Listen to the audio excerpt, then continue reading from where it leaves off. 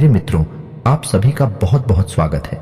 हम जानते हैं कि आप सच्चे मन से पूरे प्रेम भाव के साथ व्यक्ति के साथ भगवान की पूजा आराधना करते हैं और आप चाहते हैं कि भगवान आपकी हर एक बात को सुने, आपके जीवन की हर एक समस्या को समझे और उसे दूर करने की कोशिश करे।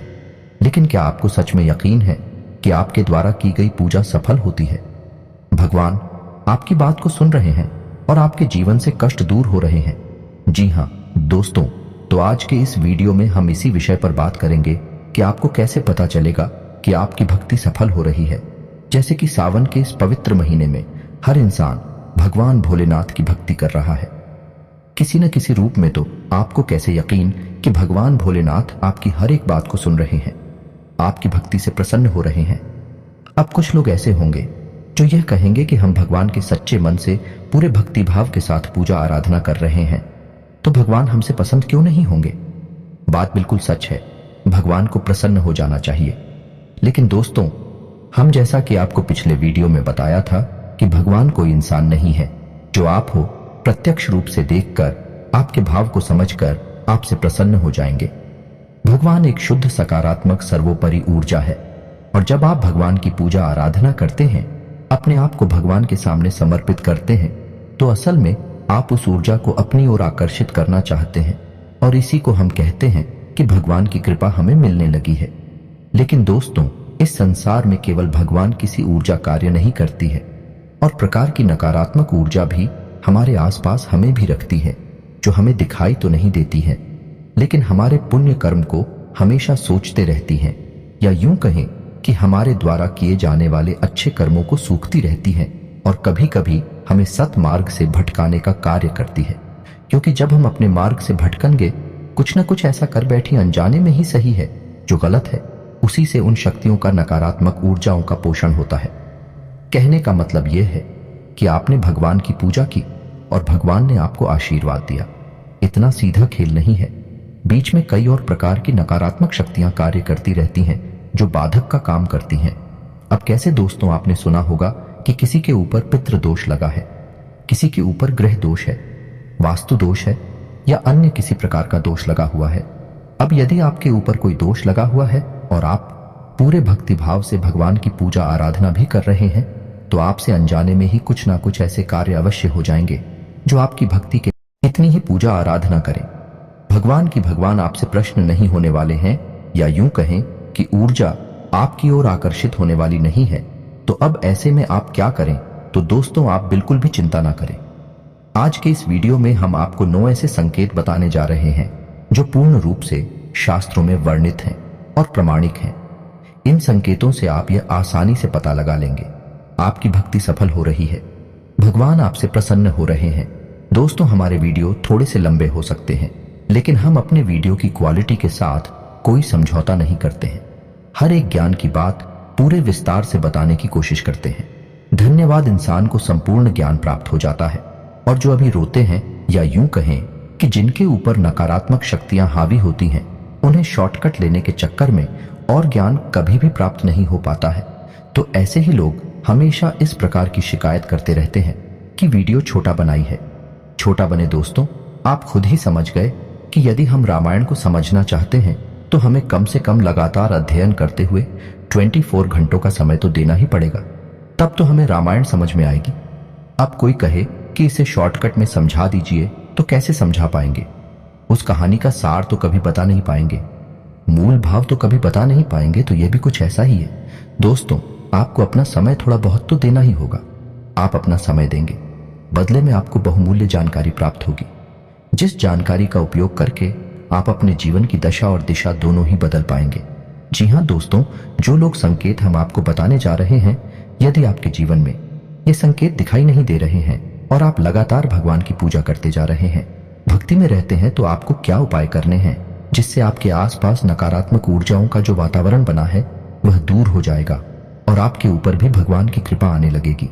यह दोस्तों, कुछ ऐसे शक्तिशाली उपाय भी हम आपको वीडियो के अंत में बताएंगे जिनको आप अपने जीवन में उपयोग कर सकते हैं और आपका जीवन भी सरल हो जाएगा, आपकी भक्ति भी सफल हो जाएगी। तो चलिए दोस्तों, बिना समय गवाएं वीडियो की शुरुआत करते हैं। लेकिन आपसे हम वही अपना एक निवेदन करेंगे कि पूरे भक्ति भाव के साथ कमेंट में जय मां भद्रकाली लिखना ना भूलें। माता आपका कल्याण करें कि मां का सीधा आशीर्वाद आपको प्राप्त होगा। और यदि चैनल पर पहली बार आई है तो सब्सक्राइब करके बेल आइकन को दबाना ना भूले। दोस्तों, हम आपके लिए ऐसे ही ज्ञानवर्धक वीडियो और रोज लाते रहते हैं। जी हाँ दोस्तों, अब आपको छोटी सी बात और बता दें दोस्तों कि यदि आपको अपनी कोई विशेष मनोकामना पूर्ण करनी है, उसे अपनी मंजिल तक पहुंचने के मौके ना के बराबर ही प्राप्त होंगे। यानी आपकी मेहनत तो बहुत होगी, लेकिन भक्ति सफल नहीं होगी तो आपको संकल्प लेकर ही पूजा करनी है। तो अब बात आगे बढ़ाते हैं। दोस्तों, पहला संकेत यह है कि जब आप भगवान के भक्ति में होते हैं, कोई विशेष संकल्प लेकर पूजा पाठ कर रहे होते हैं, तो भगवान की सकारात्मक ऊर्जा आपके आसपास एक वातावरण सपना लेती है और आपके जीवन में आने वाली बाधाओं में आपकी मदद करने की कोशिश करती है। अब कैसे होता है? यह दोस्तों मानकर चलती है कि आपके जीवन में कोई बड़ी समस्या आ रही है या फिर आ चुकी है। आप किसी बड़ी समस्या में फंस चुके हैं, आपको दिखाई नहीं दे रहा कि अब आप आगे क्या करेंगे। तो अब ऐसे में भगवान की सकारात्मक ऊर्जा आपकी मदद कैसे करेगी? दोस्तों, याद रखना, भगवान कभी साकार रूप में साक्षात आपके सामने प्रकट होकर मदद नहीं करेंगे, लेकिन वह किसी न किसी एक इंसान को आपकी मदद करने के लिए आपके पास अवश्य भेज देंगे। यानी किसी को माध्यम अवश्य बनाएंगे और आपको समस्या से बाहर निकलने के लिए रास्ता दिखाएंगे। जी हाँ दोस्तों, और इससे भी बड़ी बात यह है, इस समस्या चाहे कितनी ही विकराल क्यों ना हो, बड़ी क्यों ना हो, आपका मन अंदर से घबराएगा नहीं, आपको डर लगेगा नहीं। आपके मन में विचार अवश्य उठाएंगे, चिंताएं भी हो सकते हैं, लेकिन उस स्तर की खबराहट नहीं होगी कि जब आपका जीना मुश्किल हो जाएगा। जी हाँ दोस्तों, यही तो था पहला सत्य। दोस्तों, आखिरी के 3 संकेत तो इतनी शक्तिशाली हैं कि यदि वे आपके जीवन में घट जाते हैं तो आप समझ जाइए कि 100% भगवान की कृपा आपको प्राप्त हो चुकी है। अब आपका जीवन आपकी मन के अनुसार ही चलेगा, आपकी सब मनोकामनाएं पूर्ण होगी। दोस्त बताते हैं दूसरा संकेत तो दोस्तों, जब आप पूजा करने के लिए बैठते हैं और दीपक जलाते हैं। दोस्तों, दीपक ऊर्जा का शुद्ध स्वरूप होता है और ईश्वर के सबसे करीब होता है। जी हाँ दोस्तों, इसीलिए पूजा में हम दीपक अवश्य जलाते हैं। जब आप दीपक जलाएंगे तो आप इस बात को नोटिस करेंगे कि सामान्य लोगों से कहीं अधिक बड़ी लोग आपके दीपक में बन रही है। जी हाँ दोस्तों, जहां सामान्य दिनों में दीपक की लौ छोटी हुआ करती थी, अब आप जब पूजा करने बैठे हैं तो वह हेलो बहुत ऊंची उस पर जाती है। जी हाँ दोस्तों, यह एक बहुत बड़ा संकेत है। इसका मतलब यह है कि ईश्वर आपसे प्रसन्न है और आपके आसपास ईश्वर की सकारात्मक ऊर्जा का वातावरण बना हुआ है। इसीलिए दीपक लो बहुत ऊंची उठ रही है और उसी सकारात्मक ऊर्जा का प्रभाव उस दीपक के ऊपर भी पड़ रहा है, जिस वजह से वह दीपक स्वच्छंद रूप से ऊंची लौ करके जल रहा है। जी हाँ दोस्तों, यह तो था दूसरा संकेत। अब तीसरा संकेत बताते हैं। जैसे ही आप भगवान की पूजा करने के लिए बैठते हैं, जैसे कोई माला जाप करते हैं या नाम जप करते हैं या फिर चालीसा वगैरह पड़ती है, तो जैसे ही आप पूजा करने के लिए बैठते हैं, थोड़ी ही देर में आपको जमाही आ जाती है। जी हाँ दोस्तों, जमाही आना एक विशेष संकेत होता है कि आपकी भक्ति स्वीकार की जा रही है। जी हाँ दोस्तों, कभी कभी भक्ति के दौरान, पूजा के दौरान आपको नींद भी आ सकती है। दोस्तों, आपको लगेगा कि चालीसा की किताब आपके हाथ से छूट गई, या आप माला कर रहे हैं तो माला भी आपके यहां से बस छूटने ही वाली है, झटके से लगेंगे। आपको तो समझ जाइए कि आपकी भक्ति सफल हो रही है, भगवान आपसे प्रसन्न है। अब आप समझ गए कि जो नींद आपको आ रही है वही नींद नहीं है। दोस्तों, नींद को हमारे वेद संस्कृति में निद्रा कहा जाता है, लेकिन भक्ति के दौरान जिस नींद का एहसास होता है वह निद्रा नहीं है, उसे तंद्रा कहा जाता है। अब तंत्र क्या होता है ये समझिए। तंद्रा का मतलब होता है ऐसी दिमागी स्थिति जिसमें इंसान ना तो सोया है और ना ही ज्यादा है, यानी जो जब आप कर रहे हैं वह नहीं रुकेगा। आप ध्यान देना दोस्तों, जो चालीसा पढ़ रहे हैं वह चालीसा की गति कम नहीं होगी, वह लगातार चलता रहेगा। बस आपके शरीर से आपका कब समाप्त होने लगेगा। जी हाँ दोस्तों, ये निंद्रा नहीं है, यह तंद्रा है और यह भक्ति का शुद्ध स्वरूप है, और यह उसे ही प्राप्त होता है जिसकी भक्ति भगवान स्वीकार कर रहे होते हैं। यह बहुत शक्तिशाली संकेत है। दोस्तों, अब बताते हैं आपको चौथा संकेत। तो चौथा संकेत यह रहेगा, आपके अंदर पूर्वाभास की शक्ति आ जाएगी। यानी पूर्वाभास की एक ऐसी शक्ति जो आपको शुभ अशुभ घटनाओं का पहले ही कुछ ना कुछ संकेत देने लगेगी। जी हाँ दोस्तों, जैसे कि कोई इंसान कहीं जा रहा है और उसकी यात्रा सफल होने वाली नहीं है, तो आपके मन में आएगा कि इसे रोक दें, कि यह जाए ना। अब हालांकि स्पष्ट तौर पर आपको कुछ पता नहीं होगा, बस आपके मन में ऐसे विचार उठेंगे। दोस्तों, जैसे आप ही किसी कार्य को करने जा रहे हैं, तो यदि वह कार्य सफल होने वाला होगा तो आपके मन में एक अलग ही उत्साह और ऊर्जा होगी और आप बहुत ही सकारात्मकता के साथ आगे बढ़ेंगे। लेकिन यदि वह कार्य सफल होने वाला नहीं होगा तो आपके मन में एक अजीब सा भाव रहेगा, उत्साह की कमी रहेगी और आपको ऐसा लगता रहेगा कि यह कार्य सफल हो नहीं पाएगा। जी हाँ दोस्तों, यानी होने वाली घटनाओं के एहसास आपको पहले ही होने लगे। कुछ ना कुछ संकेत आपको प्राप्त होने लगेंगे। कभी कभी आपको प्राकृतिक संकेत भी ऐसे समझ में आने लगेंगे कि आपको लगेगा कि यह कार्य सफल होगा या नहीं होगा। दोस्तों, यह पूर्वाभास की शक्ति भी आपको प्राप्त हो जाती है जब आपके द्वारा की जाने वाली भक्ति सफल हो रही होती है। अब बात करते हैं पांचवी संकेत की, और यह बहुत ही शक्तिशाली संकेत है जो भगवान की ऊर्जा सीधे तौर पर आपसे जुड़ जाती है।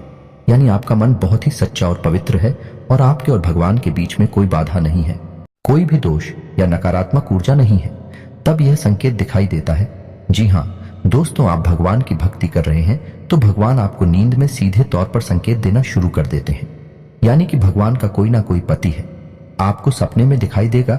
जैसे आप शिव जी की पूजा करते हैं तो आपको सपने में सांप दिखाई दे सकते हैं, त्रिशूल दिखाई दे सकता है, शिवलिंग दिखाई दे सकता है।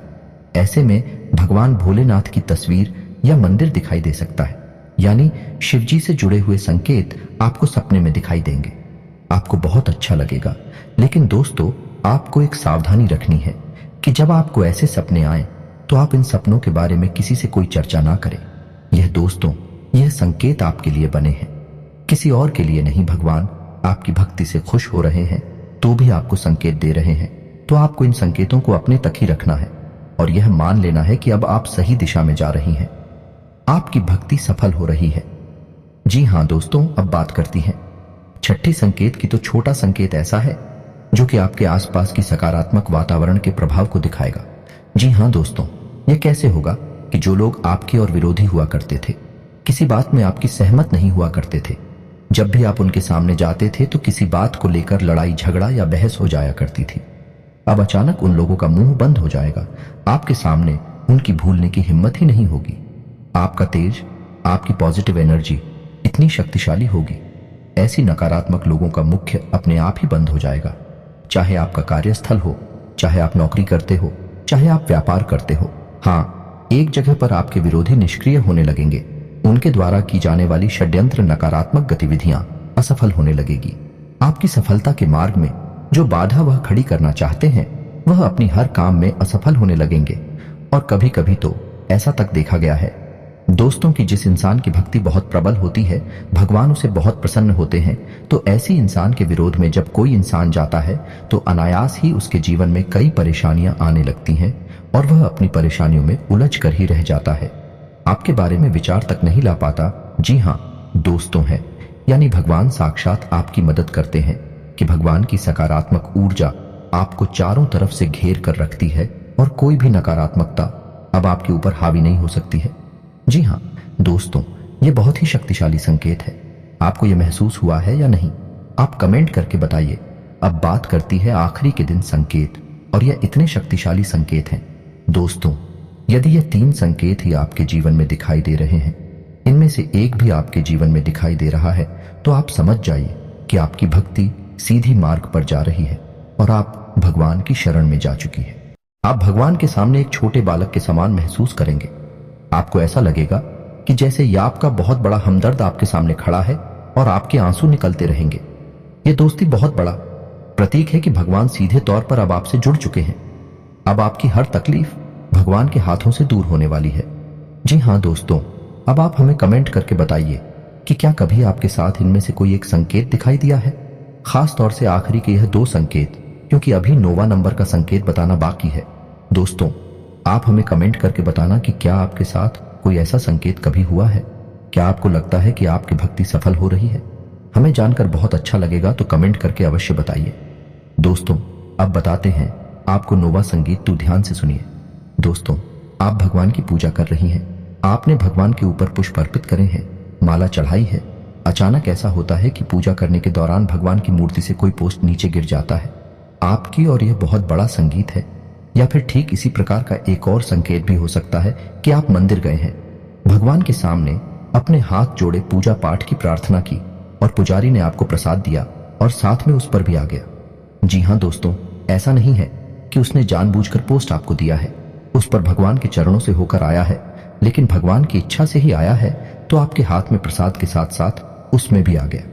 यह भी स्पष्ट संकेत है कि भगवान आपकी भक्ति से प्रसन्न है और अब आपकी हर मनोकामना पूर्ण होगी। आपकी भक्ति सफल हो चुकी है।